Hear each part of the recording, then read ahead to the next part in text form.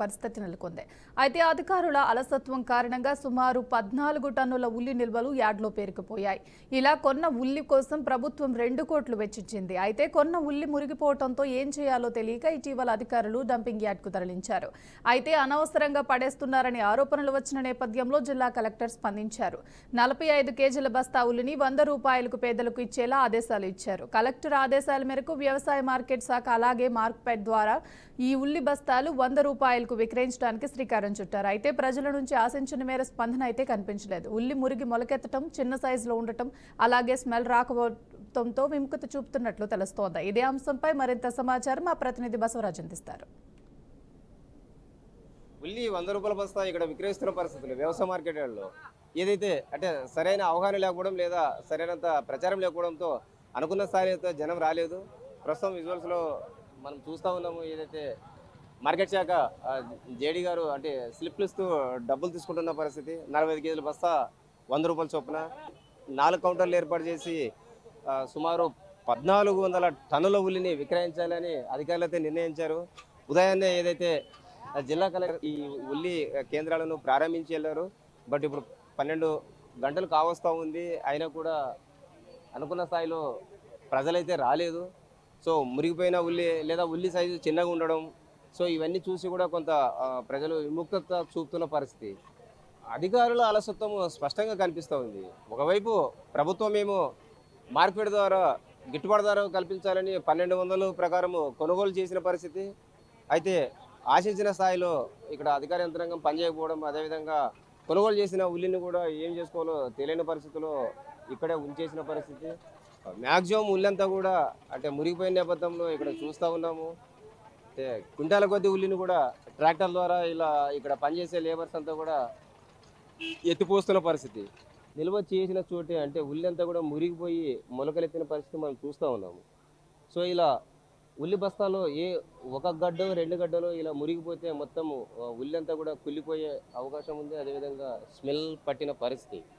ముందస్తుగా అధికారులు చర్యలు తీసుకొని ముందు చూపుతో చేసి ఉండింటే అంటే పేద ప్రజలకు నాణ్యమైన ఉల్లి దొరికేది. ఇచ్చారు ఏంటి ఉల్లి ఎన్ని సంచులు తీసుకున్నావు? ఉల్లి నువ్వు ఒకటి తీసుకున్నావు? 100 రూపాయలు. 100 రూపాయలు. ఎట్లా ఉల్లి బాగుందా? చల్లగా ఉంది, పని చేస్తుంది. ఓటర్ పని చేస్తుంది. మాకు ఇంటి ఓటర్ పనికి వస్తుంది. అంటే ఓటలు అంటే చిన్నగా పర్లేదు, అన్ని పోతే మా కడిగిలో అట్లా. సో ఇంటికి అయితే కొంచెం మంచిగా ఉండాలా మాకు సపోతే మాకి. అంటే ఈ పని ఇప్పుడు అంటే మురిగిపోయింది, ఇంత ముందే చేసింటే కొంచెం బాగుండేదేమో. అన్ని వాడబడి పోతున్నాయి అంతే. అవి అధికారులు ముందే ఇచ్చింటే చాలా మంది ప్రజలకు బాగుపడుతుంది. ఇక్కడ మనకు మార్కెట్ డిఎం గారు ఉన్నారు. అయితే ఇక్కడ ఉండే నిల్వలు ఎంత ఉన్నాయి, ఏంటి, వాళ్ళు ఏ విధంగా ఇవన్నీ కూడా సామాన్య జనానికి విక్రయిస్తారు కనుక్కునే ప్రయత్నం చేద్దాము. సార్ చెప్పండి, అంటే నిల్వ మనకు స్టాక్ ఎంత ఉంది, మీరు ఏ ప్రకారంగా? 1400 టన్నులు ఉంది ఇప్పటి వరకు. ఇప్పుడు మనం ఫార్మర్స్ నుంచి తీసుకొచ్చిన తర్వాత ట్రేడర్స్ తర్వాత మార్కెట్ కొన్న తర్వాత మళ్ళీ వీటిని ఓపెన్ యాక్షన్ కిందకి లేకుంటే 45 కేజీల ప్యాకెట్ని వచ్చేసి 100 రూపాయలకే అమ్ముతున్నాం సార్. ఎట్లుంది మరి ప్రజల స్పందన? ఈ రోజు పెట్టారు మీరు, ఈ రోజు పైగా అమావాస్య ఉంది, మరి జనాలు వస్తున్నారా? ఎట్లుంది? వస్తున్నారు. ఇప్పటి వరకు మనకు వచ్చేసి ఇప్పటి వరకు వచ్చి చాలా మంది జనాలు తీసుకెళ్తున్నారు. మనకు 180 దాదాపు 300 దాకా పోయినాయి ఇప్పటి వరకు. అయితే కొంత ఉల్లి మురిగిన పరిస్థితి, మొలకలెత్తిన పరిస్థితి. అంటే ముందే మార్కెట్ కానీ ఇతర అధికారులు ఈ చర్యలు తీసుకుంటే మంచి ఉల్లి ప్రజలకు అందేది అంటున్నారు. మనము ఇక్కడ అన్ని చర్యలు తీసుకుంటున్నాం, కాకపోతే అవుట్ గోయింగ్కి ఎక్కువ ఛాన్సులు ఎక్కువైంది. మనకి ఉన్నటి వరకు హాస్టల్స్కి, స్కూల్స్కి, తర్వాత రైతు బజార్లకి, ఇతర మార్కెట్లకి అన్నిటికి పంపించినా కానీ ఇంకా ఎక్కువ అరైవల్స్ ఎక్కువైనాయి అన్నమాట. దానివల్లనే ఇది జరిగింది. ఇప్పటి వరకు చేసిన అన్నీ అయితే అవకాశాలన్నీ యూజ్ చేసుకున్నాం. ఇంకా అవకాశాలు లేకపోతేనే ఇవి నిలవలు. Thank you sir. అది అంటే మేము యాజ్ ఏ మార్కెట్ ద్వారా చేయాల్సిన చర్యలన్నీ తీసుకున్నాము. బట్ ఉల్లి నిల్వలు లేదా దిగుబడులు ఎక్కువ రావడం వల్ల ఎక్కడికి దీన్ని ఎక్కువగా స్ప్రెడ్ చేయలేకపోయాము. సో ఇప్పటికైతే కొంత ఆదరణ ఉంది, జనాలు వస్తూ ఉన్నారు. 45 కేజీలు 100 రూపాయల చొప్పున ఇస్తూ ఉన్నామని మార్కెట్ డిఎం గారు చెప్తున్న పరిస్థితి. కెమెరా పర్సన్ బాబీతో బసవరాజ్, BRK న్యూస్, కర్నూలు జిల్లా. తెలంగాణ ప్రభుత్వం హైదరాబాద్లోని పోలీస్ వాహనాల్లో కొత్త తెలంగాణ పోలీస్ స్టిక్కర్లు అమర్చారు.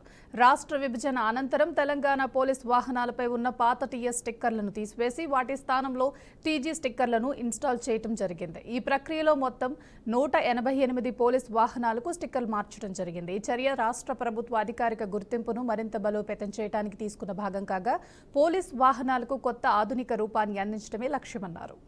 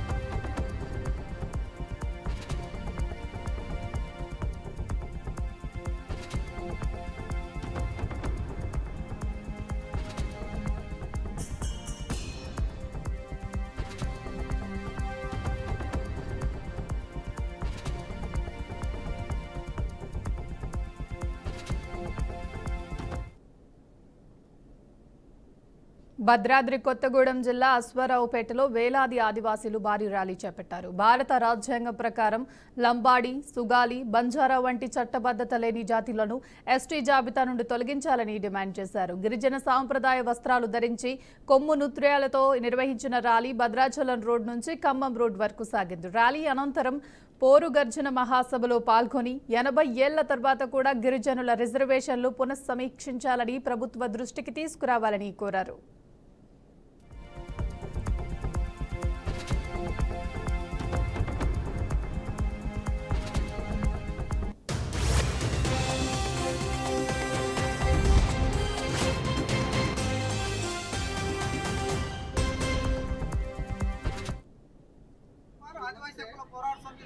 రాష్ట్ర అధ్యక్షులు ఇవాళ ఆదివాసీ సంఘాల ఆధ్వర్యంలో అన్ని సంఘాలతో కలిపి లంబాడీల్ని ఎస్టీ జాబితా నుంచి తొలగించాలనే డిమాండ్ పైన భారీ ర్యాలీ కార్యక్రమం, అదేవిధంగా సభ కార్యక్రమాన్ని అశ్వారావుపేటలో నిర్వహించడం జరుగుతుంది. ఈ సభ యొక్క ప్రధాన ఉద్దేశం ఇవాళ 1976లో అక్రమంగా లంబాడీలు ఎస్టీ జాబితాలోకి చేరి ఆర్టికల్ 342 సవరణ జరగకుండా ఇవాళ 49 సంవత్సరాలుగా ఆదివాసుల రిజర్వేషన్లు విద్య, ఉద్యోగ, ఉపాధి, రాజకీయ రంగాల్లో మొత్తంగా కూడా ఎన్ఐటీలు, ఐఐటీలు, స్వీపర్ స్థాయి నుంచి ఐఏఎస్ ఉద్యోగాలు దోసుకుంటున్నారని, లంబాడీలు ఎస్టీలు కాదనే పోరాటాన్ని బలపరచడానికి వాళ్ళ సభ నిర్వహించడం జరుగుతుంది. అదేవిధంగా ఆదివాసీలు బొచ్చు కూడా వీగలారనే వికృతమైన మాటలు కూడా మాట్లాడడం జరుగుతుంది. బిడ్డ ఇవాళ లంబాడీలకు హెచ్చరిస్తారా? బొచ్చు వీకుడు కాదు బిడ్డ, మేడార్ జాతరలో గుండు ఒరిగినట్టు ఇవాళ దొరకబట్టి గుండు ఒరిగి మరి పంపే విధంగా మా ఉద్యమ కార్యాచరణ తయారవుతుంది. ఇన్ని రోజులు విడివిడిగా ఉన్న ఆదివాసీ సంఘాలంతా కూడా ఇవాళ కొమరం బిర్సా ముండా తరహాలో ఐక్యమైతానం, గూడెం గూడెం కదులుతానం. ఖచ్చితంగా కూడా తెలంగాణలో ఉన్న 2000 గూడాలను ఏకం చేస్తాం, 12 జిల్లాలను ఏకం చేస్తాం. చావోరేవో తెలుసుకునే పోరాటాన్ని కొనసాగిస్తామని కూడా తెలియజేసుకున్నాం. కుమార్ ఆదివాసీ హక్కుల పోరాట సమితి తొలిదేప రాష్ట్ర అధ్యక్షులు. ఇవాళ ఈ రోజు వాళ్ళు ఛాలెంజ్ చేస్తామన్నారు ఆదివాసులకి, మీరేం చేస్తారనేటటువంటి ఒక విధానంతో వాళ్ళు ముందుకొచ్చి ఈ రోజున ప్రభుత్వాన్ని, పాలక వర్గాన్ని, కేంద్రంలో ఉన్నటువంటి ప్రభుత్వం కానీ, రాష్ట్రంలో ఉన్న ప్రభుత్వం కానీ రాజకీయ కోణంలో ఇమిడి వాళ్ళు ఈ రోజున బ్లాక్మెయిల్ చేస్తామన్నారు.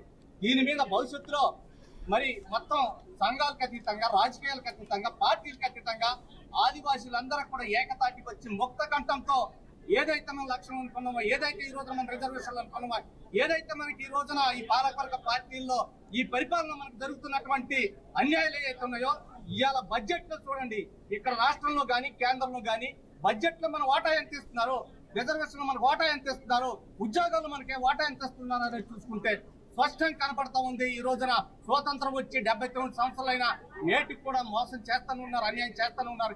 దీని మీద అందరూ కూడా మొత్తం సంఘాలకు అతీతంగా పెద్ద ఎత్తున కదలాలని చెప్పేసి నేను ఈ రోజు ఆంధ్ర తరఫున మీ అందరికీ ఇక్కడ జరుగుతున్నటువంటి ఉద్యమాన్ని కానీ, భవిష్యత్తులో జరిగే ఉద్యమాలు కానీ, అటు ఆంధ్ర కానీ తెలంగాణ కానీ కలిసి పెద్ద ఎత్తున మనం దీన్ని ఎనక్కొట్టే దానికోసం, మన లక్ష్యాన్ని సాధించే దానికోసం ఖచ్చితంగా దీంట్లో భాగస్వాములై పనిచేస్తామని చెప్పేసి ఈ రోజు విజ్ఞప్తి చేస్తాం.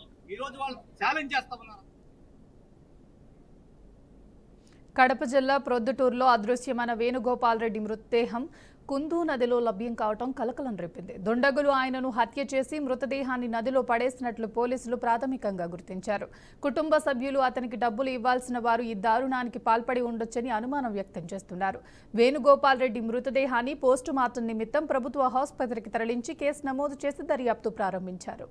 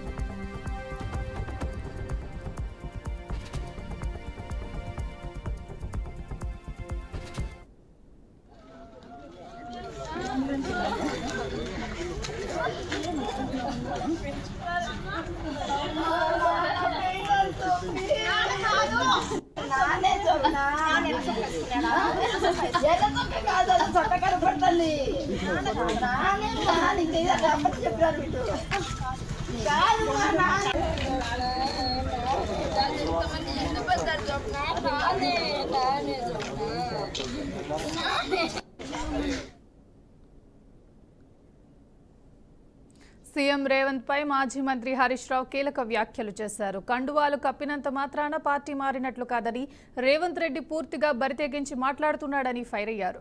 ముఖ్యమంత్రి కుర్చీ పరువు తీసేలా రేవంత్ ప్రవర్తిస్తున్నాడని మండిపడ్డారు. ప్రజలు అన్ని గమనిస్తున్నారని, సరైన సమయంలో కాంగ్రెస్ పార్టీకి తగిన బుద్ధి చెప్తారని బీఆర్ఎస్ ఎమ్మెల్యే హరీష్ రావు హెచ్చరించారు.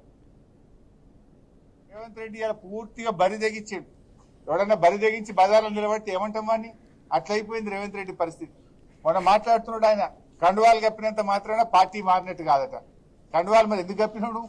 కండువాలు కప్పితే పార్టీ మారలేదని మాట్లాడితే ఇంతకంటే బరి తెగింపు మాటలు ఉంటాయా? అంటే రేవంత్ రెడ్డి ఇవాళ నువ్వు ఏం మాట్లాడుతున్నావు? వాళ్ళే మేము పార్టీ మారినాము, కండువా కప్పుకున్నామని వాళ్ళ ట్విట్టర్లో వాళ్ళే పెట్టి, మీ పిసిసి అధ్యక్షుడే 10 మంది కాంగ్రెస్ పార్టీలో చేర్చుకున్నా అని మహేష్ కుమార్ గౌడే చెప్పబట్టే, గాంధీ భవన్ లో మీటింగ్ జరిగితే మీ ఇన్ఛార్జ్ నేతృత్వంలో పార్టీ మారిన ఎమ్మెల్యేలు గాంధీ భవన్ లో వచ్చి మీటింగ్ లో పాల్గొండ్రి. పార్టీ మారిన ఎమ్మెల్యేలు Congress legislature party meeting, CLP meeting కూడా వాళ్ళు హాజరయ్యి, నువ్వు వాళ్ళని తీసుకుపోయి ఢిల్లీలో ఏఐసిసి కార్యాలయంలో రాహుల్ గాంధీ కూడా కల్పిస్తవి. ఇంత ఓపెన్ గా కుల్లా కాంగ్రెస్ పార్టీలో చేర్చుకొని కండువాలు కప్పితే పార్టీ మారినట్టు కాదనే చిల్లర మాటలు ఇలా రేవంత్ రెడ్డి మాట్లాడుతూ ఉన్నాడు. ఆ కుర్చీ గౌరవాన్ని పరువు తీసే విధంగా ఈ రోజు రేవంత్ రెడ్డి గారు మాట్లాడుతూ ఉన్నారు. ఇవాళ రాష్ట్ర ప్రజలకు అన్ని తెలుసు కదా. ఆ ఎమ్మెల్యేలే ఏం చెప్పిండ్రు? మేము అభివృద్ధి కోసం పార్టీ మారినాము, డెవలప్మెంట్ వర్క్ల కోసం పార్టీ మారినామని వాళ్ళ నియోజకవర్గాల్లో కార్యకర్తల మీటింగ్ లో ఓపెన్ గా వాళ్ళే చెప్తా ఉంటే ఇంకా ఈ బరితి ఇంకేంపోయింది, ఇంకా ఈ చిల్లర